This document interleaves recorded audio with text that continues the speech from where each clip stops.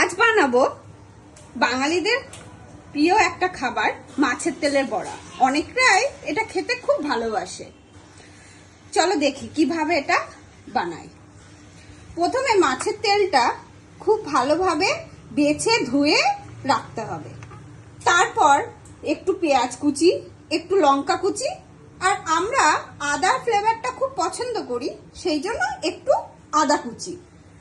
তোমরা কেউ যদি পছন্দ না করো তাহলে এটা না দিলেও চলবে। আর একটু চালের গুঁড়ো, আর নুন আর হলুদ। খুব কম উপকরণে এটা বানানো যায়। চলো দেখি এবার কিভাবে হয়। প্রথমে আমি মাছের তেলটা একটা বড় বাটিতে ঢেলে নিলাম। তারপর আস্তে আস্তে আদা কুচি, লঙ্কা কুচি আর পেঁয়াজ কুচি দিলাম।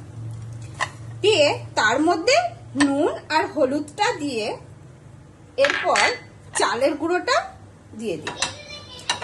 তারপর এটাকে একটু ভালো করে মেখে নিতে হবে।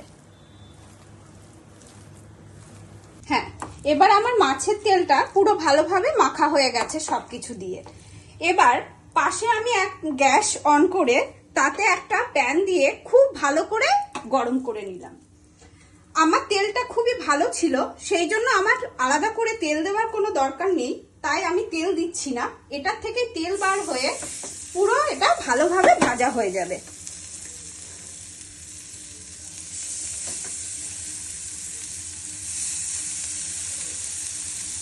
ছোট ছোট করে বড়ার মতো করে আমি প্যানটাতে এটা দিচ্ছি।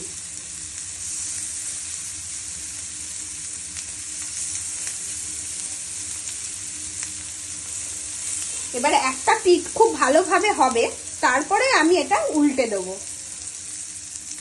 দেখো আমি একটুও তেল দিয়েছিলাম না, কত তেল হয়ে গেছে। এবার আমি একটা একটা করে এগুলো উল্টে দিচ্ছি আর একটা পিঠ হবার জন্য।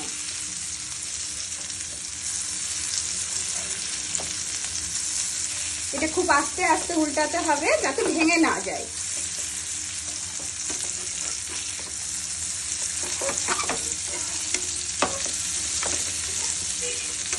এবার এই পিঠটা একটু ভালোভাবে হতে দিতে হবে যাতে ভিতরটা কাঁচা না থাকে।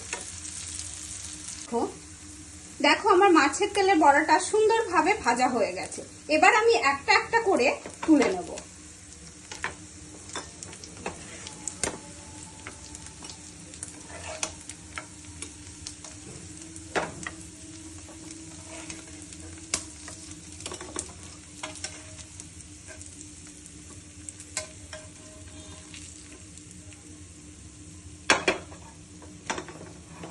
গরম গরম মাছের তেলের বড়া রেডি।